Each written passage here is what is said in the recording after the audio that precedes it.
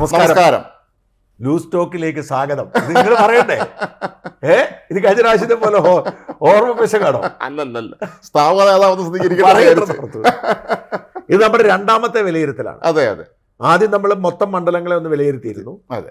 അപ്പൊ ഇപ്പം നമ്മൾ തെരഞ്ഞെടുപ്പ് ഔദ്യോഗികമായി പ്രഖ്യാപിച്ചു കഴിഞ്ഞിരിക്കുന്നു. അപ്പോൾ നമ്മൾ ഈ വിലയിരുത്തലിൽ നമുക്ക് തെരഞ്ഞെടുപ്പ് ഔദ്യോഗികമായി പ്രഖ്യാപിച്ചതും സ്ഥാനാർത്ഥി നിർണയം ഏതാണ്ട് പൂർത്തിയായതും പിന്നെ ഇതുവരെ ഉണ്ടായ ഒരു മാറ്റം അതെ, തീർച്ചയായും. എന്താണ് തെരഞ്ഞെടുപ്പിന്റെ അല്പം മുമ്പാണല്ലോ പ്രഖ്യാപനം പൂർത്തിയായത്. അതെ. അപ്പൊ ഇപ്പൊ ഈ പ്രഖ്യാപനത്തെക്കുറിച്ച് പറയുമ്പോഴൊക്കെ വളരെ രസകരമായ ഓർമ്മകളാണ്. ഇപ്പോഴും അങ്ങനെ തന്നെയായിരുന്നു. ഇലക്ഷൻ കമ്മീഷണർമാർ വന്നിരുന്ന് അവരങ്ങോട്ട് തുടങ്ങും പത്രസമ്മേളനം. അപ്പോൾ നമ്മളിപ്പോൾ ഡേറ്റാവും ഇപ്പം സമയം പറയുന്നത് നോക്കിയിരിക്കും. അവസാനം ഈ മറ്റേ സിനിമയിൽ പറയുമ്പോൾ അല്ല, തേങ്ങ ഉടക്കി സ്വാമി എന്ന് പറഞ്ഞൊരു അവസ്ഥയിൽ ഒരു 3/4 മണിക്കൂർ വരെ പോകും. പിന്നെ ആയിരിക്കും അവരിത് ഡേറ്റ പ്രഖ്യാപിക്കുന്നത്. എനിക്ക് ഭാഗ്യമുണ്ടായി. കാരണം ഞാൻ നമ്മുടെ കേരള വണിക വൈശ്യ സംഘത്തിൻ്റെ പ്രസിഡന്റ് കുട്ടപ്പൻ ചെട്ടിയാരുടെ ഇന്റർവ്യൂ എടുക്കുമായിരുന്നു ആ സമയത്ത്. അതുകൊണ്ട് ഞാൻ അറിഞ്ഞില്ല.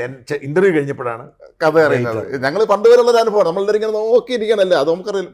മാത്രമല്ല പലപ്പോഴും സംഭവിക്കാറുള്ളത് ഈ ഡൽഹിയിൽ നോർത്ത് ഇന്ത്യൻ പത്രക്കാർ പ്രഖ്യാപിച്ചു തുടങ്ങുമ്പോൾ ഭയങ്കര ബഹളം വയ്ക്കും. ശബ്ദം ഇന്ന് എന്തായാലും അതുണ്ടായില്ല. പേടിയായിരിക്കും. ബഹളം ഉണ്ടായില്ല. നമുക്ക് പലപ്പോഴും ഒരു പറഞ്ഞ തീയതി നമുക്ക് പെട്ടെന്ന് അങ്ങോട്ട് ചെവി കയറില്ല.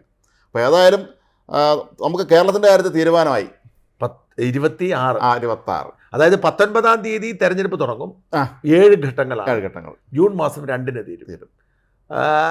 ഏറ്റവും രസമുള്ള കാര്യം, തെരഞ്ഞെടുപ്പ് നേരത്തെ ആക്കുമെന്നായിരുന്നു പലരും കണക്കാക്കിയിരുന്നത്. പക്ഷെ തെരഞ്ഞെടുപ്പ് 1 മാസം വൈകി. ഒരുപാട് നീണ്ടു. 1 മാസത്തോളം നീണ്ടു. കാരണം ഈ മാർച്ച് ഏപ്രിലിൽ തെരഞ്ഞെടുപ്പ് നടത്തിയിട്ട്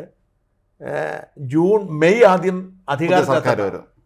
അതിൻ്റെ കാരണമായത് തെരഞ്ഞെടുപ്പ് കമ്മീഷനിലെ ആശയക്കുഴപ്പം. അതെ.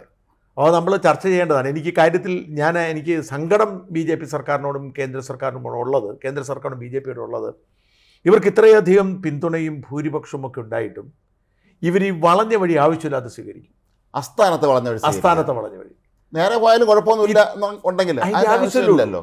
ജനപിന്തുണ ആവശ്യത്തില്ല. ഇപ്പം തെരഞ്ഞെടുപ്പ് കമ്മീഷനെ ഈ യഥാർത്ഥത്തിൽ ഇപ്പോൾ ഉണ്ടായിരിക്കുന്ന മാറ്റം നമുക്ക് അംഗീകരിക്കാൻ പറ്റും. ബുദ്ധിമുട്ടാണ്. അതായത് ഇന്ത്യയുടെ പ്രധാനമന്ത്രിയും പ്രതിപക്ഷ നേതാവും ചീഫ് ജസ്റ്റിസും ചേർന്ന് എടുക്കുക എന്നുള്ളതാണ് നീതിയുക്തമായ വഴി. അതെ അല്ലേ? അതെ. അപ്പം സ്വാഭാവികമായും ഈ തെരഞ്ഞെടുപ്പ് കമ്മീഷൻ സ്വാധീനമുക്തമാവും. അത് നിയമം കൊണ്ടുവന്ന് പ്രധാനമന്ത്രിയും ആഭ്യന്തരമന്ത്രിയും പ്രതിപക്ഷ നേതാവെന്ന് പറഞ്ഞതോടുകൂടി ഇപ്പോൾ പ്രതിപക്ഷ നേതാവ് താൻ അറിഞ്ഞേയില്ല. മാത്രം അദ്ദേഹം ഒരു പൂർണ്ണ പ്രതിപക്ഷമാണെന്ന് പറയാനും പറ്റില്ല. എന്നിട്ടും അറിഞ്ഞില്ല. അപ്പോൾ പിന്നെ ഈ ജനാധിപത്യത്തിൻ്റെ ഒരു രസത. അപ്പം എന്തിനാണ് വളഞ്ഞ വഴി എടുക്കുന്നത് എന്നുള്ളതൊരു ചോദ്യം ഇവിടെ ഉന്നയിക്കണം. ഈ ആശയക്കുഴപ്പം ഇപ്പം ഒരു തെരഞ്ഞെടുപ്പ് കമ്മീഷൻ രാജിവെക്കേണ്ടി വന്നു. അതെ, എന്തിനു രാജിവെന്നു ഇന്നും വ്യക്തമല്ല, ആർക്കും വ്യക്തമല്ല. അപ്പോൾ ഈ ആശയക്കുഴപ്പമാണ് 1 മാസത്തേക്ക് തെരഞ്ഞെടുപ്പ് നീട്ടിവെച്ചു. അതായത് ഇവരുടെ ഈ ഒരു അനാവശ്യമായ ഒരു പിടിവാശി കൊണ്ട് 1 മാസം നഷ്ടപ്പെട്ടു. 1. 2, ഫെയർ എലക്ഷൻ അല്ല എന്ന് ആരോപിക്കുന്നവർക്ക് ഇപ്പോൾ തന്നെ എക്കാലത്തും ഈ മറ്റെന്താണ് വോട്ടിംഗ് മെഷീനിൽ അത്തരം ആരോപണം ഉന്നയിക്കുന്നവർക്ക് വളം വെച്ചു കൊടുക്കാൻ മാത്രമേ ഇത് സഹായിക്കൂ. ഇല്ലേ? ദയവായി എനിക്ക് മനസ്സിലായിട്ട് ജനാധിപത്യത്തിൽ വിശ്വസിക്കുമ്പോൾ ഇവർ എന്തിനാണ് ഇത്തരം കുറുക്കു വഴിയിട്ട് പോകുന്നത് എനിക്ക് പിടിയിട്ടില്ല. 1. 2, നമ്മൾ ഒരു തരത്തിൽ ഭാഗ്യവാന്മാരാണ്. കാരണം നമ്മുടെ തെരഞ്ഞെടുപ്പ് 26 ഇത് ഈ ജൂൺ മാസം 2-ാം തീയതി ആയിരുന്നെങ്കിലോ. കാരണം നമ്മുടെ സ്ഥാനാർത്ഥി പ്രഖ്യാപനം മൊത്തം വന്നു. ഇവിടെ വെയിൽ കൊണ്ട് ഇപ്പൊ തന്നെ ഇത് തന്നെ കൂടുതലാ. അതെ, 26 എന്ന് പറയുമ്പോൾ 40 ദിവസം. അതെ, 39 ദിവസമുണ്ട്. പക്ഷെ ഇത് ഓക്കെ. പക്ഷേ ഈ ജൂൺ മാസം 2-ാം തീയതി തെരഞ്ഞെടുപ്പ് നടത്തേണ്ട അവസ്ഥ ആലോചിച്ച് അപ്പൊ കേരളത്തിൽ അങ്ങനെ ആയിരുന്നെങ്കിലും ഇവർ എന്ത് ചെയ്തേനെ? നമ്മുടെ പല സ്ഥാനാർത്ഥികളും മതി, ഞാൻ മത്സരിക്കുന്ന പറഞ്ഞ് പോയേനെ. എന്തായാലും അനിശ്ചിതത്വം മാറി. ഏപ്രിൽ 26-നാണ്. പിന്നെ എത്ര 40 ദിവസം 40 ദിവസം കാത്തിരിക്കും ഫലം അറിയാൻ. അതാണ് ഒരു ബുദ്ധിമുട്ട്. മുമ്പൊരിക്കലും സംഭവിച്ചിട്ടുണ്ട്. എനിക്ക് തോന്നുന്നു 1 മാസത്തിൽ അത് ഇതുപോലെ സമയം എടുത്തിരുന്നു നേരത്തെ. എപ്പോഴും ഒരു തെരഞ്ഞെടുപ്പിന് പലരും തമാശയ്ക്ക് പറഞ്ഞിട്ടുണ്ട്, സ്ഥാനാർത്ഥികൾ പോലും മറന്നു കാണുമായിരിക്കും ഇനി ഒരു മത്സരം നടന്നു എന്നുള്ള. ആകെയുള്ളൊരു ഗുണം ഈ സ്ഥാനാർത്ഥികളെ സംബന്ധിച്ചിടത്തോളം അവർക്ക് 1 മാസം റിലാക്സ് ചെയ്യാം. കാരണം അവരുടെ തെരഞ്ഞെടുപ്പ് കഴിഞ്ഞാൽ പിന്നെ അവർക്ക് ടൂറ് പോവുകയോ പിന്നെ ആരെ മൈൻഡ് ചെയ്യേണ്ട കാര്യമില്ല. ഈ വോട്ട് പെട്ടിയിലായി കഴിഞ്ഞാൽ പിന്നെ ഒരുത്തിനെ മൈൻഡിന്റെ കാര്യമില്ല. പോടാ പുല്ലെന്ന് പറഞ്ഞ് നടക്കാവില്ല. പിന്നെ 5 കൊല്ലം കഴിഞ്ഞാൽ പരിഹാരം. അത് അവസാനത്തെ 6 മാസം നമ്പർ ഇറക്കിയാൽ മതി. ഇപ്പം നമ്മുടെ പിണറായി കാണുന്നതല്ലേ, ഇന്നിപ്പോൾ 2 മാസത്തെ പെൻഷൻ കൊടുക്കാൻ തീരുമാനിച്ചു. കൊടുത്തു. 3 മാസത്തെ. അതെ ഈ ക്ഷേമ പെൻഷൻ. ക്ഷേമ പെൻഷൻ. അപ്പോൾ എത്രയായി? 4800 രൂപ. ജീവനക്കാർക്ക് ലീവ് സറണ്ടർ കണ്ട് അനുവദിച്ചിട്ടുണ്ട്. അതൊക്കെ അനുവദിച്ചു. ജീവനക്കാരെന്ന് പറഞ്ഞാൽ വളരെ പ്രധാനപ്പെട്ട ഒരു ഭാഗമാണല്ലോ. ലീവ് സറണ്ടർ അനുവദിക്കാൻ ഇവർക്ക് കാശുണ്ടോ? മറ്റേ 3700 കോടി അവിടെ കേന്ദ്രത്തിൽ നിന്ന് കിട്ടിയ പൈസ മാറ്റിയിട്ടുണ്ടായിരിക്കും. ഈ 4800 രൂപയാണ് ഒരാളുടെ 3 മാസത്തെ കുടിശ്ശിക. അങ്ങനെ 2 പേരെങ്കിലും ഒരു വീട്ടിൽ കാണും. 10000 രൂപയാണ് കിട്ടുന്നത്. ഇതിൽ നല്ല കൈക്കൂലുണ്ട്. യഥാർത്ഥത്തിൽ ഇവർ വൈകിപ്പിച്ചതാണോ എന്ന് പോലെ സംശയമുണ്ട്. നമ്മൾ മണ്ടന്മാരായതുകൊണ്ട് നമ്മൾ അടിപൊളി എന്ന് പറയും, ഇല്ലേ? അതെ. എനിവേ, അപ്പം തെരഞ്ഞെടുപ്പിൻ്റെ തീരുമാനമായിരിക്കുന്നു ജൂൺ മാസം 2-ാം തീയതി വരെ. അപ്പം നമുക്കൊക്കെ റിലാക്സ് ചെയ്യാം, ഈ തിരക്കെല്ലാം കഴിഞ്ഞിട്ട്. എനിക്ക് തോന്നുന്നത് നമുക്ക് ആ സമയത്ത് വലിയ പ്രശ്നം, ആ സമയത്ത് സർവേ നടത്താൻ പറ്റത്തില്ലെന്ന് തോന്നുന്നു, അല്ലേ? എക്സിറ്റ് പോൾ നടത്താം. ഇല്ല, എക്സിറ്റ് പോൾ അന്നല്ല, മറ്റേ പ്രീ പോൾ സർവേ ഇപ്പം നടക്കും. അത് പറ്റും. അത് എപ്പോഴാന്ന് വെച്ച് കഴിഞ്ഞാൽ ഈ തെരഞ്ഞെടുപ്പിന് 2 ദിവസം മുമ്പ് വരെ. പക്ഷെ അത് കഴിഞ്ഞ് 1.5 മാസം കാത്തിരിക്കണം. ജനം മറന്നുപോകും നമ്മുടെ സർവേ ഒക്കെ. എല്ലാം മറന്നുപോകും. നമ്മൾ 6 മാസം സർവേയുടെ പേപ്പറെല്ലാം സൂക്ഷിക്കണമെന്നുണ്ട്. അപ്പോൾ 1 മാസം വെറുതെ ഇരുന്ന് കാണേണ്ടി വരും. അപ്പം അങ്ങനെ പോട്ടെ. ഏപ്രിൽ എന്തായാലും നമുക്കറിയാം ജനങ്ങളുടെ ഹിതം. അത് ഈ ജനഹിതം, അതായത് ഈ തെരഞ്ഞെടുപ്പിൻ്റെ ഈ അഭിപ്രായങ്ങൾ മാറി മാറി വരുന്നുണ്ട്. അതെ, വലിയ തോതിൽ. തീർച്ചയായും. അപ്പം നമ്മൾ കഴിഞ്ഞ തവണ വിലയിരുത്തിയ സിറ്റുവേഷൻ കുറേ മാറ്റം വന്നു. അതിൽ ഏറ്റവും പ്രധാനപ്പെട്ട മാറ്റം നമ്മൾ പറഞ്ഞത്, നമ്മൾ അന്ന് NDAക്ക് വലിയ സാധ്യത ഇല്ല എന്ന് തന്നെയാണ് നമ്മളൊക്കെ പറഞ്ഞത്. പക്ഷേ ഇപ്പോൾ ന്യൂസ് 18 നടത്തിയ സർവേ അനുസരിച്ച് അവർ പറയുന്നത് 2 സീറ്റിൽ NDAക്കും കിട്ടുമെന്നാണ് അവർ പറയുന്നത്. മാത്രമല്ല മറ്റെല്ലാ മണ്ഡലങ്ങളിലും നമ്മൾ കഴിഞ്ഞ തവണ പറഞ്ഞു, നമ്മൾ തിരുവനന്തപുരം ലോക്സഭാ മണ്ഡലത്തെക്കുറിച്ച് പറഞ്ഞപ്പോൾ നമ്മൾ പറഞ്ഞു UDF ഒരു സ്ലൈറ്റ് എഡ്ജ് ഉണ്ട്, BJP തൊട്ട് പിന്നാലെ ഉണ്ട് എന്ന് പറയുമ്പോൾ ഇപ്പോൾ ഒരു മൊത്തത്തിലുള്ള അവസ്ഥ നോക്കുമ്പോൾ ഒപ്പത്തിനൊപ്പമാണോ എന്നൊരു സംശയം എനിക്കുണ്ട്. ഓക്കെ, ഈ സർവേക്കകത്തൊരു വലിയ കുഴപ്പമുണ്ട്. സർവേ എടുത്തു കഴിഞ്ഞ് ഇത് അനലൈസ് ചെയ്ത് പുറത്ത് വരുമ്പോഴത്തേക്കും മിനിമം ഒരാഴ്ച എടുക്കും. അപ്പോൾ സിറ്റുവേഷൻ മാറും. ഇപ്പം ഞാൻ പറഞ്ഞത്, നമ്മളിപ്പം തെരഞ്ഞെടുപ്പ് പ്രഖ്യാപിക്കുമ്പോൾ തൃശ്ശൂർ മുഴുവൻ ഫോക്കസ് ചെയ്തിരുന്നത് പ്രതാപനെ ഫോക്കസ് ചെയ്ത് തന്നെയാണ് സുരേഷ് ഗോപിയുടെ ആളുകൾ വർക്ക് ചെയ്തിരുന്നത്. ആ പ്രതാപനെതിരെ ഉണ്ടായ ഒരു വികാരമായിരുന്നു അവിടുത്തെ പ്രധാനപ്പെട്ട. പക്ഷെ പൊടുന്നനെ മുരളി വന്നു. അതോടെ ആ ഒരു പ്രതിസന്ധി മാറിക്കിട്ടി. അതെ, കോൺഗ്രസിന് അനുകൂല നിലപാടായി.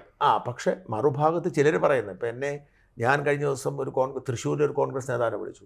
അദ്ദേഹം പറഞ്ഞ മുരളിയെക്കാട്ടിലും നല്ല സ്ഥാനാർത്ഥി പ്രതാപനായിരുന്നു. അപ്പം ഞാൻ പറഞ്ഞു, നമുക്ക് ഇഷ്ടമല്ലല്ലോ. അപ്പം അതിനോട് അത് ചേട്ടന് ഇഷ്ടമില്ലാത്തതുകൊണ്ടാണ്. മുരളിയേക്കാൾ നല്ല സ്ഥാനാർത്ഥി, പ്രത്യേകിച്ച് അവിടെ ഒരു 2-2.5 ലക്ഷം മുസ്ലിം വോട്ടുണ്ട്. ഒരു വോട്ട് പോലും പ്രതാപനല്ലാതെ മറ്റാർക്കും പോകത്തില്ലെന്ന് പറഞ്ഞു.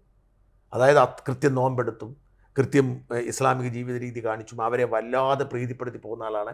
ആരൊക്കെ എന്നോട് അദ്ദേഹം പറഞ്ഞത്, കുഞ്ഞാലിക്കുട്ടി വന്ന് അവിടെ മത്സരിച്ചാലും പ്രതാപനായിരിക്കും വോട്ട് കൂടുതൽ, മുസ്ലിം വോട്ട് പ്രതാപൻ. അതിൻ്റെ ഒരു ഷോക്കായിരിക്കാം ഒരുപക്ഷെ പ്രതാപന മറ്റേ മുരളിയെ ഉമ്മവെക്കുകയും ചെയ്യുന്നത്. അപ്പോൾ അതേസമയം വടകര ഉറപ്പാക്കി ഷാഫി. പക്ഷേ എനിക്ക് ഇപ്പം നിങ്ങൾ പറഞ്ഞ പോലെ തോന്നിയ ഈ തെരഞ്ഞെടുപ്പ് മുമ്പോട്ട് പോയപ്പോൾ ഉണ്ടായ പുതിയൊരു ചലനം എന്ന് പറയുന്നത് ഈ പൗരത്വ ഭേദഗതിയാണ്. അതെങ്ങനെ ബാധിക്കുമെന്നാണ് നിങ്ങളുടെ വിലയിരുത്തൽ? പൗരത്വ ഭേദഗതി തീർച്ചയായും അത് അല്ലെങ്കിൽ ഒരു പരിധിവരെയെങ്കിലും അത് ഇടതുമുന്നണിക്ക് അനുകൂലമാക്കി മാറ്റാനുള്ള ശ്രമം അവർ നടത്തുന്നുണ്ട്. അവർ വളരെ ഫലപ്രദമായ രീതിയിൽ തന്നെ അത് മാനിപ്പുലേറ്റ് ചെയ്ത് കൊണ്ടുപോകുന്നുണ്ട്. അതിനെ പ്രതിരോധിക്കാൻ ഈ മറ്റ് 2 മുന്നണിക്കും നേരെ ചൊവ്വേ കഴിയുന്നുണ്ടോ എനിക്ക് സംശയമുണ്ട്. ഇത് നമ്മൾ രണ്ടായിട്ട് കാണാം. ഈ പൗരത്വ ഭേദഗതി നിയമം ഈ ഒരു 4.5 വർഷത്തിന് ശേഷം പൊടുന്നനെ ഈ ചട്ടമിറക്കി ഇപ്പോൾ ചർച്ചയാക്കിയത് BJPയുടെ ഒരു തന്ത്രമാണ്. ദേശീയ തലത്തിൽ BJP അതുവഴി എന്തോ കൃത്യമായ പ്ലാനുണ്ട്. അവർക്ക് കൃത്യമായിട്ട് അവർക്കൊരു വലിയ പ്രശ്നം ഉണ്ടായിട്ടുണ്ട്. ഈ തെരഞ്ഞെടുപ്പ് കമ്മീഷനിലെ തർക്കം അവർക്കുണ്ടാക്കിയൊരു കുഴപ്പം എന്താണെന്ന് വെച്ച് കഴിഞ്ഞാൽ ഈ അയോധ്യയുടെ സ്പിരിറ്റ് കുറഞ്ഞു. യഥാർത്ഥത്തിൽ അയോധ്യ ക്ഷേത്രം അത്ര വേഗത്തിൽ പ്രാണപ്രതിഷ്ഠ നടത്തിയത്, പണി പൂർത്തിയാവുന്നതിന് മുമ്പ് പ്രാണപ്രതിഷ്ഠ നടത്തിയത് ഉടൻ തെരഞ്ഞെടുപ്പ് പ്രഖ്യാപിക്കാനാണ്. പക്ഷെ ആ ഒരു പ്രഖ്യാപനം വൈകിപ്പോയി. ഇത് ആ അയോധ്യയുടെ വേവ് ഇച്ചിരി കുറച്ചിട്ടുണ്ട്. അന്നപ്പോഴത്തെ ഞാൻ പറഞ്ഞ ഈ പ്രാണപ്രതിഷ്ഠ നടത്തുമ്പോൾ വടക്കേ ഇന്ത്യയിലുള്ള ഒരു വല്ലാത്ത വേവ് ഉണ്ട്. ആ വേവ് ഇത്തിരി കുറഞ്ഞിട്ടുണ്ട്, ഒരു ശകലം കുറഞ്ഞു. സമയം എടുക്കുമ്പോൾ അത് കുറയുമല്ലോ, സമയമുണ്ട്. അപ്പോൾ അതുകൊണ്ട് അത്തരത്തിലുള്ള ഒരു സർജിക്കൽ സ്ട്രൈക്കായി ആവാം പെട്ടെന്ന് ഇവർ ഈ പൗരത്വം. കാരണം അവർക്കറിയാം ഇത് വിവാദമാവുന്നത്, ആരാണ് കൊടി പിടിക്കുന്നത്, ആരാണ് ബഹളം വയ്ക്കുന്നത്. അപ്പോൾ അവർക്കുണ്ടോ അത് ഹിന്ദു വിരുദ്ധരാണ്, അവർ ഇന്ത്യ വിരുദ്ധരാണ്. ഈ ഒരു സന്ദേശം കൊടുത്ത് ഹിന്ദു വോട്ടുകൾ ധ്രുവീകരിക്കുക എന്ന ലക്ഷ്യത്തിലാവാം ഒരു പക്ഷേങ്കിൽ ഇപ്പോൾ നീക്കം നടന്നത്. അതുകൊണ്ട് വടക്കേ ഇന്ത്യയിൽ ഈ പൗരത്വ ഭേദഗതി നിയമം ചർച്ചയാവുന്നത് BJPക്ക് ഗുണം ചെയ്യും. തീർച്ചയായും വടക്കേ ഇന്ത്യയിൽ ഉറപ്പാണ്. പക്ഷേ കേരളത്തിൽ തിരിച്ച് സംഭവിക്കും. അപ്പം അവരെ സംബന്ധിച്ചിടത്തോളം കേരളത്തിൽ സീറ്റ് ഉറപ്പൊന്നുമില്ല. ഇല്ല, അത് പണ്ടും അങ്ങനെ എത്ര പ്രതീക്ഷ. അപ്പോൾ അതുകൊണ്ട് അവർക്ക് അത് നോക്കേണ്ട കാര്യമില്ല. അതുകൊണ്ട് തന്നെ പൗരത്വ ഭേദഗതി നിയമം BJPയുടെ സാധ്യതയെ കേരളത്തിൽ ബാധിക്കും. ഞാനത് വളരെ ഇപ്പം തൃശ്ശൂരിലെ കാര്യം നമ്മൾ എടുക്കുക. തൃശ്ശൂരിൽ സുരേഷ് ഗോപി ഒരു സ്റ്റാർ ഇതായിട്ട് വരികയാണ്. അപ്പോൾ ഈ വോട്ട് ആർക്ക് പോകുമെന്നതൊരു പ്രധാന ഘടകമാണ്. ഈ മുസ്ലിം വോട്ട്, പ്രതാപന് എൻ ബ്ലോക്കായിട്ട് വരേണ്ട മുസ്ലിം വോട്ട് എങ്ങോട്ട് പോകുമെന്നത് ഞാൻ മനസ്സിലാക്കുന്നതനുസരിച്ച് സുനിൽകുമാർ അത്യാവശ്യം പേരെടുക്കുന്നുണ്ട്.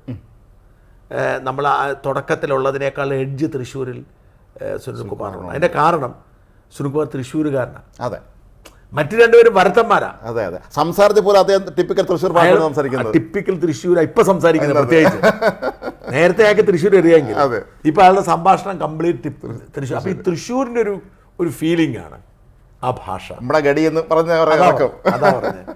വേറെ ആർക്കും പറ്റത്തില്ല അനുകരിക്കാനായിട്ട്. അപ്പൊ അതുകൊണ്ട് എനിക്ക് തോന്നുന്നു അവിടെ നല്ല കടുത്ത മത്സരം ആയെന്ന് എനിക്ക് തോന്നുന്നത്. അതുപോലെ തിരുവനന്തപുരത്ത് വലിയ തോതിലുള്ള മുന്നേറ്റം രാജീവ് ചന്ദ്രശേഖർ നടത്തുന്നുണ്ട്. അത് വലിയ മുന്നേറ്റം തന്നെയാണ്. വലിയ മുന്നേറ്റമാണ് അത്. രാജീവ് ചന്ദ്രശേഖരന് കാശുണ്ട്, നല്ല പ്രസൻസാണ്. ഇപ്പോൾ എന്നെ എന്ന് വെച്ചാൽ ഇദ്ദേഹം ഇയാളൊരു ഭയങ്കര അയാളുടെ ബോഡി ലാംഗ്വേജും ആളുടെ വർത്തമാനമൊക്കെ ഭയങ്കര അട്രാക്റ്റീവാണ്. തരൂരിനോട് പിടിച്ചു നിൽക്കാൻ പറ്റുന്നതാണ്. അതെ.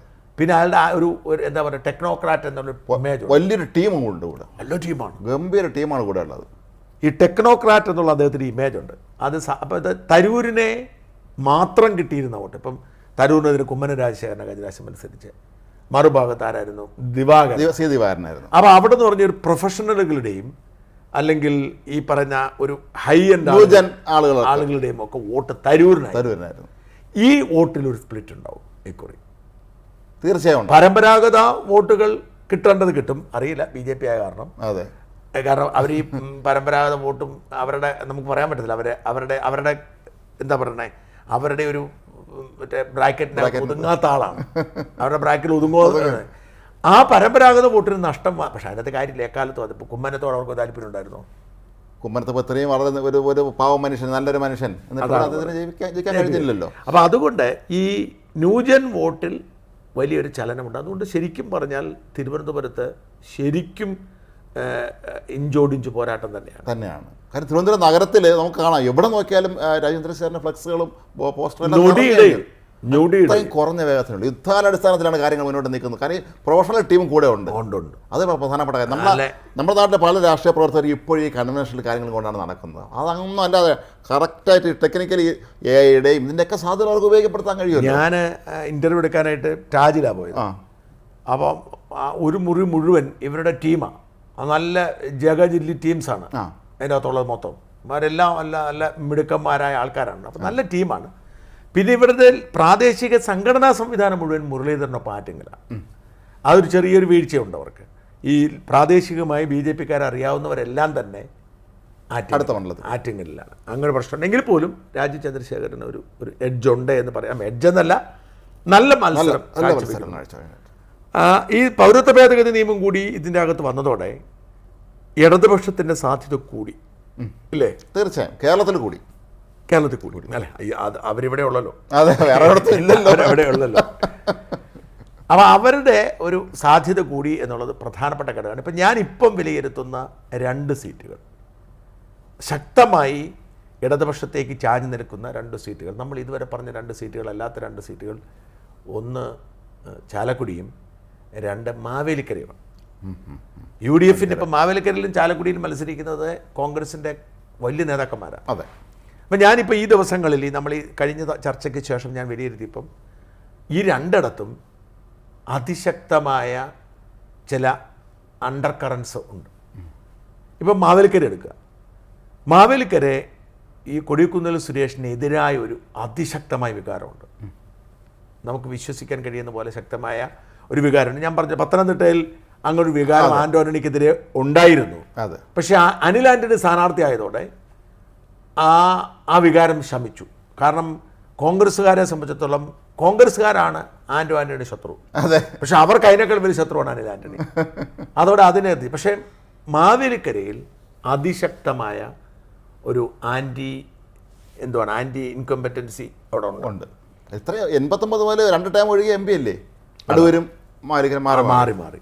അതുകൊണ്ട് മാവേലിക്കരയിൽ ഒരു അട്ടിമറി നടന്നാൽ അത്ഭുതപ്പെടേണ്ടതില്ല. മാലിക്കര 84 അട്ടിമറി നടന്നിട്ടുണ്ട്. തമ്പാൻ തോമസ് ജയിച്ചു. ഇന്ദിരാഗാന്ധി തരംഗം ഇവിടെ ഉണ്ടായിട്ടും തമ്പാൻ തോമസ് എന്നാണ് ജയിച്ചത്. അങ്ങനെയാണല്ലേ ആ കഥ എന്ന് പറഞ്ഞത്. അതായത് 1984 പാർലമെന്റ് ഇലക്ഷന് അന്ന് TN ഉപേന്ദ്രനാഥ കുറുപ്പെന്ന് പറയും NDP നേതാവായിരുന്നു. അദ്ദേഹമായിരുന്നു എതിർ സ്ഥാനാർത്ഥി മാലിക്കര മണ്ഡലത്തിൽ. തമ്പാൻ തോമസ് അന്ന് ജനതാ പാർട്ടിയാണെന്ന് തോന്നുന്നു, ജനതാ സ്ഥാനാർത്ഥിയായിരുന്നു. അപ്പോൾ UDF ആണല്ലോ, അന്ന് NDP UDFിൻ്റെ ഭാഗമാണല്ലോ. പക്ഷേ ഉപേന്ദ്രനാഥ കുറുപ്പ് തോറ്റു. കോട്ടയത്ത് സ്കറിയ തോമസും തോറ്റ, അവിടെ സുരേഷ് കുറുപ്പും ജയിച്ചു. ഇത്രയും വലിയ ഇന്ദിരാ തരംഗം ആഞ്ഞടിച്ചിട്ടും ഈ 2 സീറ്റിലും അന്ന് LDF ജയിച്ചു, ബാക്കി UDF ജയിച്ചു. സുരേഷ് കുറുപ്പ് ഒരു പ്രസ്ഥാനം, പിന്നെ തീർച്ചയായും ഒരു വലിയ പ്രസ്ഥാനമായിരുന്നു. രണ്ടുപേരും. സുരേഷ് കുറുപ്പ് BJPയിലേക്ക് പോകുന്നൊക്കെ കോട്ടയത്തുള്ള ആളുകൾ പറയുന്നുണ്ട്. നല്ലതാണത്. അത് BJPക്കാരുടെ ജോലിയാണ് ഇങ്ങനെയുള്ള ആളെ കണ്ടെത്തുക എന്നുള്ളത്. അപ്പോൾ മാവേലിക്കരയിൽ അരുൺകുമാറിന് സീറ്റുമായി ബന്ധപ്പെട്ട് CPI ചില തർക്കങ്ങളുണ്ടായിരുന്നു. അതെ, ആദ്യം ആളെ മാറ്റുമെന്നൊക്കെ കേട്ടിരുന്നു. പക്ഷേ അയാൾക്ക് നല്ല ഇമേജ് ഉണ്ട്, അയാൾ ചെറുപ്പക്കാരൻ എന്നൊരു ഇമേജ് ഉണ്ട്. അപ്പം മാവേലിക്കരയിൽ അതിശക്തമായ അടിയൊഴുക്കുകളുണ്ട്. ചാലക്കുടി നമ്മൾ നേരത്തെ ചർച്ച ചെയ്തതാണ്. ഞാൻ കഴിഞ്ഞ ദിവസം 2020 സന്ദർശിച്ചു. ആദ്യമായിട്ട് ഞാൻ 2020 സ്ഥാപനങ്ങളൊക്കെ പോകുന്നതും കിറ്റെക്സിൻ്റെ ഫാക്ടറൊക്കെ ഞാൻ വിശദമായി ഒരു ദിവസം മുഴുവൻ ഞാൻ സ്പെൻഡ് ചെയ്തിരുന്നു. അപ്പം എനിക്ക് മനസ്സിലായ ഒരു കാര്യം, അവരുടെ ഒരു എനർജിയും അവരുടെ ഒരു മണിയും ഒക്കെ അവരെ നന്നായി ചെലവഴിക്കുന്നുണ്ട് ചാലക്കുടിയിലും എറണാകുളത്തുമാണ് സ്ഥാനാർത്ഥികൾ. എറണാകുളത്ത് കുഴപ്പമില്ല, പക്ഷേ ചാലക്കുടിയിലെ സ്ഥാനാർത്ഥി നല്ല സ്ഥാനാർത്ഥിയാണ്.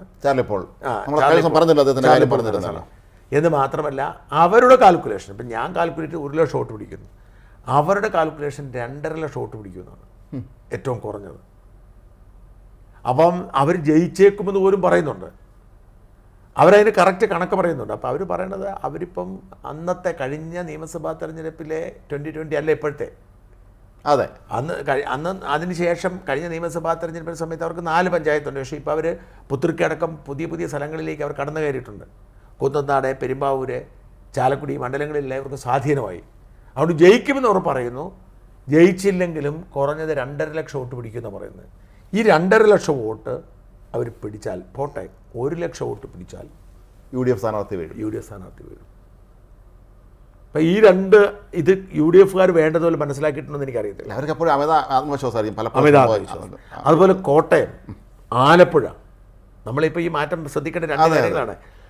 ഇപ്പം ആലപ്പുഴ എടുക്കൂ, KC വേണുഗോപാൽ വന്നതോടുകൂടി ആലപ്പുഴ ഞങ്ങൾ ജയിക്കുമെന്നതിന് ആത്മവിശ്വാസത്തിൽ അവർ. പക്ഷേ ശോഭാ സുരേന്ദ്രൻ അവിടെ പിടിക്കുന്ന വോട്ട് നിർണായകമാണ്. കേസിയുടെ വോട്ടായിരിക്കും പോകുന്നത് കൂടുതൽ. കേസിനോട്, കാരണം ശോഭാ സുരേന്ദ്രൻ ഒരു കൊടുങ്കാറ്റ് പോലെ അവിടെ വീശി കയറുവാണ്. അവരവിടെ ഏത് മണ്ഡലത്തിൽ നിന്നാലും അങ്ങനെയാണ്. പക്ഷെ ആലപ്പുഴയിലെ അവർ ഇതിനു മുമ്പ് നിന്ന പോലെ ആവത്തില്ല. അവർ വലിയ സ്വാധീനമുണ്ടായിക്കൊണ്ടിരിക്കുന്നു. കാരണം ആലപ്പുഴയിലെ ഒന്നാമത്തെ കാര്യം, KC വേണുഗോപാലും ആരിഫും തമ്മിലാണ് മത്സരം. അപ്പോൾ മുസ്ലിം വോട്ടുകൾ ആരിഫിലേക്കും പോകുമ്പോൾ ഹിന്ദു വോട്ടുകൾ സ്പ്ലിറ്റ് ചെയ്യും. ഇപ്പം വെള്ളാപ്പള്ളി നടേശനൊന്നും എതിർപ്പില്ല ശോഭാ സുരേന്ദ്രനോട്. BDJS കൂടെ ഉണ്ടല്ലോ, BDS ഉണ്ട്. അപ്പോൾ എതിർപ്പില്ല. എന്ന് മാത്രമല്ല ക്രിസ്ത്യൻ വോട്ടുകൾ അവിടെ നിർണായകമാണ്. ഈ ക്രിസ്ത്യൻ വോട്ടുകൾ കുറി KC വേണുഗോപാൽ തന്നെ പോകും എന്ന് ഉറപ്പൊന്നുമില്ല. അതെ, ഒന്നും പറയാൻ പറ്റില്ലേ. അപ്പം ഈ ശോഭാ സുരേന്ദ്രൻ മിടുക്കിയായതുകൊണ്ട്, അപ്പം ഞാൻ പറഞ്ഞ ആലപ്പുഴയിലെ ശോഭാ സുരേന്ദ്രൻ്റെ പെർഫോമൻസ് KC വേണുഗോപാലിന് ദോഷമായിരിക്കും. യഥാർത്ഥത്തിൽ ഇക്കുറി ആരിഫ് വിരുദ്ധ വികാരോടുണ്ട്. ഇക്കുറി ഉറപ്പായിട്ടും UDFന് പിടിക്കാവുന്ന ഒരു സീറ്റാണ് ആലപ്പുഴ. വേണുഗോപാലാണ് കിട്ടും. പക്ഷെ വേണുഗോപാലിന് ഇത് മാത്രമല്ലല്ലോ. ഈ ആലപ്പുഴ മണ്ഡലം എന്ന് പറയുമ്പോൾ ഇപ്പം കരുനാഗപ്പള്ളി വരെ ആലപ്പുഴ മണ്ഡലമാണ്. ഇനി കരുനാഗപ്പള്ളി ഒരുപാട് അരൂര് വരെ. അതെ, വലിയ മണ്ഡലമാണത്. ഇനി കരുനാഗപ്പള്ളി മുതൽ അരൂര് വരെ ഉണ്ട്. അതെ, അത്രയും ദൂരം കിടക്കാണ് ഈ മണ്ഡലം. അപ്പം അവിടെ അത്ര അനായാസമല്ല. കാരണം BJPയുടെ സാന്നിധ്യം, ശോഭാ സുരേന്ദ്രൻ്റെ സാന്നിധ്യം വലിയ തോതിൽ അവിടെ കോൺഗ്രസിന് ദോഷം ചെയ്യും.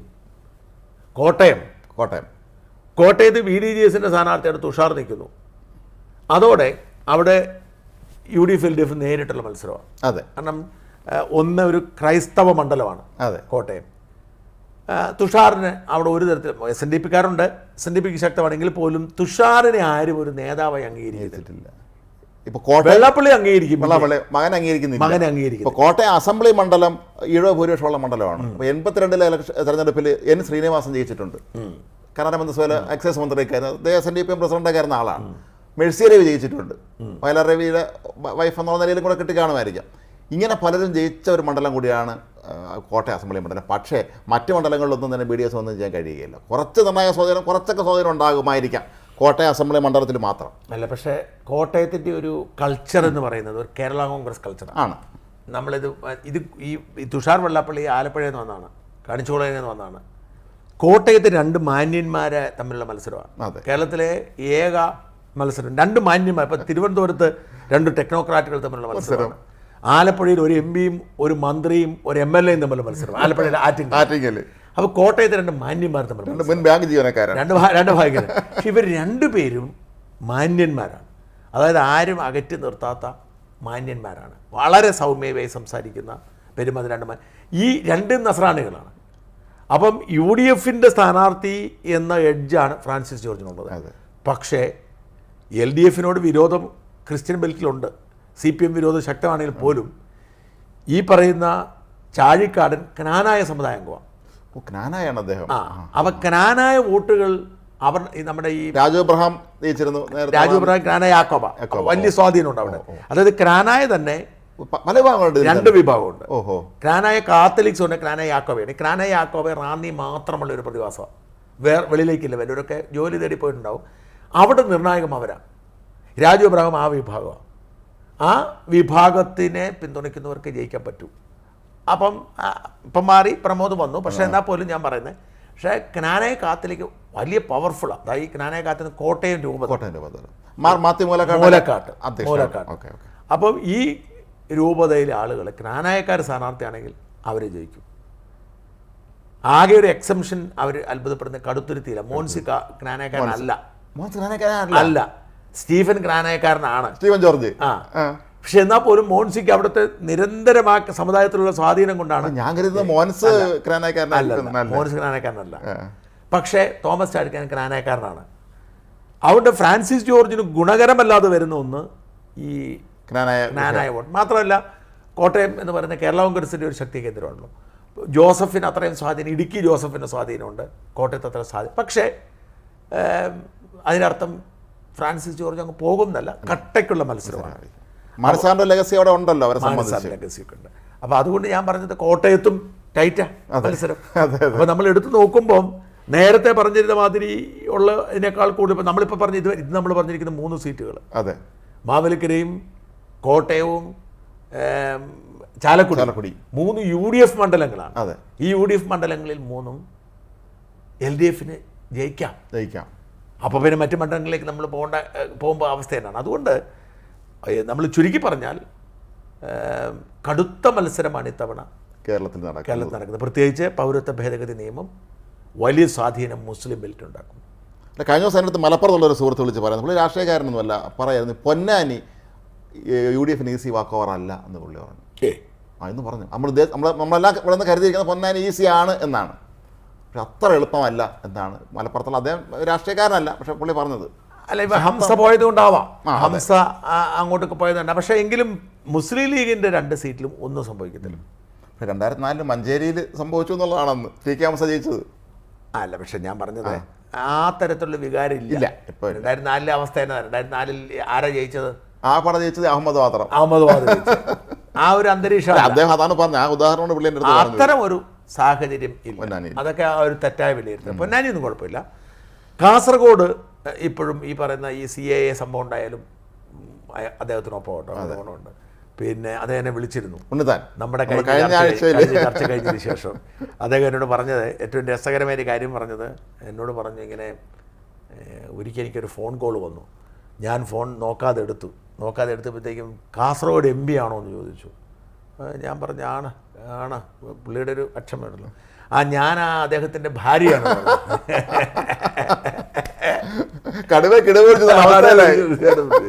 അപ്പം അപ്പോൾ ചർച്ച കണ്ടു, മോശമാണ് എന്ന് പറഞ്ഞു. അപ്പോൾ എന്നെ വിളിച്ചു.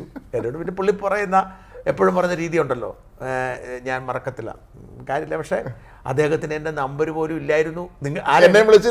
ഞാൻ പുറത്തായിരുന്നു, വേറെ നമ്പർ കിട്ടിയത് ഞാൻ തിരിച്ചു വിളിച്ചപ്പോൾ അദ്ദേഹം പറഞ്ഞു. അതാ ഞാൻ പറഞ്ഞത്, എൻ്റെ ടെലിഫോൺ നമ്പർ പോലും അദ്ദേഹത്തിന് നഷ്ടപ്പെട്ടു പോയെന്നുള്ളതാണ്. ഈ അദ്ദേഹത്തിൻ്റെ സീറ്റ് കിട്ടിയ സമയത്തൊക്കെ കൃത്യമായി ആ സാഹചര്യങ്ങൾ അറിയാവുകയും ആദ്യമേ. അതെ. എന്തായാലും പുള്ളി അവിടുത്തെ ഒരു എഡ്ജ് നിലനിർത്തിയിട്ടുണ്ടെന്ന് തന്നെയാണ് എൻ്റെ വിശ്വാസം. തീർച്ചയായും. ഇപ്പോഴും ഈ മാറ്റങ്ങൾ വന്നാലും കാസർഗോഡ് പുള്ളിയുടെ ഒപ്പമാണ്, വടകരയിൽ UDF അനുകൂലമായി. അവിടെ മുല്ലപ്പള്ളി കൂടെ തന്നെ ഉണ്ട്. മുല്ലപ്പള്ളി 2 തവണ ജയിച്ച ആളാണ്, ആ കോട്ട പിടിച്ചടക്കിയ ആളാണ്. അദ്ദേഹത്തെ സംബന്ധിച്ച് അദ്ദേഹത്തിനും അവിടെ അത് എങ്ങനെ ഡീൽ ചെയ്യണമെന്നുള്ള കാര്യം വളരെ വ്യക്തമായിട്ട് മുല്ലപ്പള്ളി കൂടെ ഉണ്ടെങ്കിൽ അത് ഷാഫിക്കൊരു സഹായമായിരിക്കും എപ്പോഴും. മുല്ലപ്പള്ളി ഒരു മടിയനാണ്, ആ. എന്നിട്ടും കൂടെ നിൽക്കുന്നു, ഒരു മഹാമടിയനാണ്. മുല്ലപ്പള്ളിക്ക് സീറ്റ് അങ്ങ് തന്നാൽ അത് ഇരുന്നോട്ടെന്ന രീതിയില്ല, ജോലി ചെയ്യാൻ മടിയുള്ള ആളാണ്. മുരളിയോട് അത്ര ഇഷ്ടമല്ലായിരുന്നു തോന്നുന്നു അല്ലേ? അതെ അതെ അതെ, അതായിരുന്നു തോന്നുന്നു. എന്തായാലും ഷാഫി ഇതാണ്.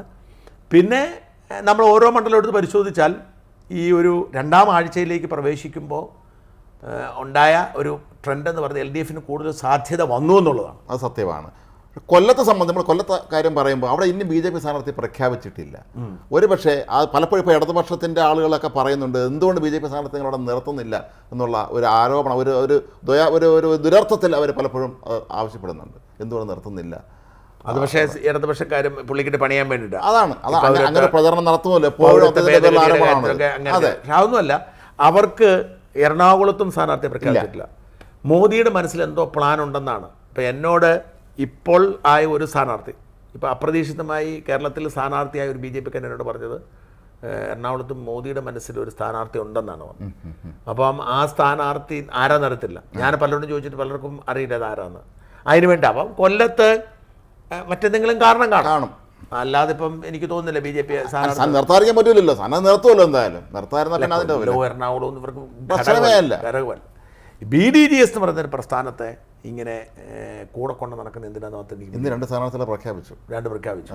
എന്തായാലും അവരുടെ ഒരു നേതാവാണ് സംഗീത വിശ്വനാഥ്. അതവർ കഴിഞ്ഞ നിയമസഭാ തെരഞ്ഞെടുപ്പിന് ഇടുക്കിയിൽ മത്സരിച്ചിരുന്ന ആളാണെന്ന് പറഞ്ഞു, ഇടുക്കി അസംബ്ലി മണ്ഡലത്തിൽ. ആ സ്ഥാനാർത്ഥി ആയതുകൊണ്ട് എന്തായാലും ഈ കോഴ ആരോപണം വരത്തില്ല. ഇല്ല ഇല്ല, അവർ SNDP നേതാവാണ്, അവർ BDJS സംസ്ഥാന നേതാവാണ്, SNDP വനിതാ സംഘത്തിന്റെ എന്തോ. അതുകൊണ്ട് കാശ് മേടിച്ച് സീറ്റ് കൊടുത്തുള്ള ആരോപണം വരില്ല, കാരണം അവരുടെ നേതാവ് തന്നെയാണല്ലോ. തുഷാറിന് SNDP ശാഖകളുടെ സഹായം ഉണ്ടാവും തോന്നുന്നു. അവരെന്തോ ഉത്തരവൊക്കെ ഇറക്കുകയും ചെറിയ തർക്കങ്ങളൊക്കെ ഉണ്ട്. എന്തായാലും പോകുന്നു. മൊത്തത്തിൽ കുറച്ചുകൂടി ഇടതുപക്ഷത്തിന് അനുകൂലമായി സാഹചര്യം. തൃശ്ശൂരിൽ അതാണ് ഏറ്റവും, തൃശ്ശൂരിൽ ഒരു ചെറിയ ഇടിവ് സുരേഷ് ഗോപിക്ക് സംഭവിച്ചിട്ടുണ്ട്. അതെ, സുരേഷ് ഗോപി വളരെ കട്ടയ്ക്ക്, പക്ഷെ എന്നാലും ആ സാധ്യത തള്ളിക്കളയേണ്ട, സുരേഷ് ഗോപിയുടെ സാധ്യത തള്ളിക്കളേണ്ട. പക്ഷേ ആ പഴയ ആവേശം അത്രയും ഇല്ല. അതേസമയം തിരുവനന്തപുരത്ത് രാജീവ് ചന്ദ്രശേഖരൻ്റെ ആവേശം അനുനിമിഷം ഉയരുന്നുണ്ട്. പത്തനംതിട്ട നമ്മളൊരു കാര്യം കൂടി ശ്രദ്ധിക്കേണ്ടതുണ്ട്. പത്തനംതിട്ടയിൽ മോദി എന്തുകൊണ്ട് ആദ്യം വന്നു? അത് പ്രസക്തമായ ഒരു ചോദ്യമാണ്. നമ്മൾ ശ്രദ്ധിക്കേണ്ട കാര്യം എന്ന് വെച്ചാൽ പത്തനംതിട്ട എന്ന് പറയുന്നത് വിമാനം എത്താത്ത, ട്രെയിൻ എത്താത്ത സ്ഥലമാണ്. അതെ, രണ്ടുമില്ല. പത്തനംതിട്ടയിലും വയനാട്ടിലും ഇടുക്കിയിലുമാണ് പൊതുവെ VIP എത്താത്തത്. ഇപ്പോൾ ഞങ്ങൾ ഇംഗ്ലണ്ട് ബ്രിട്ടീഷ് മില്ലൻ അവാർഡിനേറ്റെന്ന് പറഞ്ഞൊരു പരിപാടി നടത്താറുണ്ട്. അപ്പോൾ അവിടെ വലിയൊരു പരാതി, ഞങ്ങൾ സ്കോട്ട്ലൻഡിലേക്കും നോർത്തേൺ അയർലൻഡിലേക്കും വരുന്നില്ല എന്നുള്ളതാണ്. അതുപോലെയാണ് പത്തനംതിട്ടയിലേക്കും ഇടുക്കിയിലേക്കും വയനാട്ടിലേക്കും ആരും പോകത്തില്ല. അവിടെയാണ് മോദി ആദ്യം എത്തിയത്. വളരെ കൃത്യമാണ്. അത് BJP പ്രവർത്തകർക്കുള്ള കൃത്യമായ മുന്നറിയിപ്പാണ്. എൻ്റെ സ്ഥാനാർത്ഥിയാണ്, അതെ, ഞാൻ നിർത്തിയിരിക്കുന്ന സ്ഥാനാർത്ഥിയാണ്, നിങ്ങൾ വേണ്ടതുപോലെ കൈകാര്യം ചെയ്യാൻ പണി തരും എന്നുള്ള സന്ദേശമാണ്. മാത്രം മോദി സ്റ്റേജിൽ കയറി വന്ന ഉടൻ തന്നെ അൻലാനിൻ്റെ കൈ പിടിച്ച് ഇങ്ങനെ കൂട്ടിപ്പിടിച്ചതിന് ശേഷം എന്തോ പറയുന്നുണ്ടായിരുന്നു. അല്ല, മോദി തന്നെ സ്ഥാനാർത്ഥി നിർണയം നടത്തി എന്നുള്ളതാണ്. അവിടെ ഒരു പ്രാദേശികമായി എതിർപ്പുള്ളവർക്കുള്ള കൃത്യമായ സന്ദേശമാണ്. നിങ്ങൾ എൻ്റെ സ്ഥാനാർത്ഥിക്കൊപ്പം നിന്നില്ലെങ്കിൽ നാളെ നിങ്ങൾ BJPക്കാരാവത്തില്ല എന്നുള്ളൊരു സന്ദേശമാണ്. അത് ഈരാറ്റുപേട്ട കാര്യം അദ്ദേഹം ഊന്നി പറഞ്ഞു. അന്ന് പൂഞ്ഞാർ സംഭവം ആ സംഭവം അദ്ദേഹം ഊന്നി പറഞ്ഞു പ്രധാനമന്ത്രി. പിന്നെ ജോർജിനെ അവിടെയും ഒരു ചെറിയ അവഗണന നേരിട്ടു. പക്ഷേ ജോർജിൻ്റെ മകന് അവർ ഇത് കൊടുത്തിട്ടുണ്ട്, പരിഗണന കൊടുത്തിരുന്നു. അവിടെയും ഒരു കാര്യം ശ്രദ്ധിച്ച് പറയണം. ഞാൻ ഇന്നലെ അവിടെ പങ്കെടുത്ത പലരും പറഞ്ഞത് ശോഭാ സുരേന്ദ്രൻ പ്രസംഗിക്കാനായിട്ടിപ്പം ഭയങ്കര കയ്യടിയാണ്. മോദിക്ക് അതിനുശേഷം കിട്ടുള്ളൂ, ബാക്കി എല്ലാവരെക്കാട്ടിലും കയ്യടി ശോഭ. അതായത് ഇപ്പോഴും കേരളത്തിലെ BJP പ്രവർത്തകർക്കിടയിൽ ഏറ്റവും സ്വീകാര്യമായ നേതാവ് ശോഭാ സുരേന്ദ്രൻ. ഉറപ്പാണല്ലോ അത്. നേതാക്കന്മാർക്ക് ഏറ്റവും അസ്വീകാര്യമായ അത് സ്വാഭാവികമാണല്ലോ. എപ്പോഴും നമുക്ക് ഈ 2ാം ഘട്ട ചർച്ച അവസാനിപ്പിക്കാം. ഒരുപാട് നീട്ടിക്കൊണ്ട് പോകണ്ട, തരക്കേടില്ലാതെ പോയെന്ന് തോന്നുന്നു. എന്തായാലും ഈ 2ാം ഘട്ടത്തിൻ്റെ കൺക്ലൂഡ് ചെയ്യുമ്പോൾ പറയേണ്ടത് ഇടതുപക്ഷം കുറച്ചുകൂടി നില മെച്ചപ്പെടുത്തിയിരിക്കുന്നതാണ്. എന്തായാലും തെരഞ്ഞെടുപ്പ് പ്രഖ്യാപനം വന്നിരിക്കുന്നു. നമുക്ക് 3ാം ഘട്ട തെരഞ്ഞെടുപ്പ് അടുത്ത ആഴ്ചയിലേക്ക് പോകാം. ഔദ്യോഗിക നാമനിർദ്ദേശം മറ്റൊക്കെ വരും, നമുക്ക് നോക്കാം. ഏതാണ്ട് പൂർണ്ണമാകും, മണ്ഡലങ്ങളിലേക്ക് ഏതാണ്ടെല്ലാം പൂർണ്ണമാകും. നമസ്കാരം.